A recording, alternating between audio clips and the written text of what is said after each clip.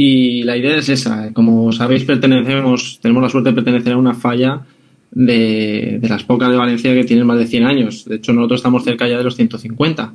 Nos faltan 3 ejercicios para cumplir los 150 años y la idea de este proyecto surge por eso, el intentar unir y integrar a toda la gente en el día a día de la falla, comentar actos, la situación de la falla, utilizar esto como un canal de comunicación externo de cara al resto del mundo fallero para que conozcan el aniversario que dentro de poco, porque es que sí, son 3 años, pero realmente Estamos ahí ya. a la que nos demos cuenta estamos ya ahí. Entonces queremos utilizarlo un poco como altavoz, que sea una forma de que el mundo de las fallas conozca más de cerca la falla Peu de la Creu y nos sirva de lanzadera de cara al 150 al mundo de las fallas.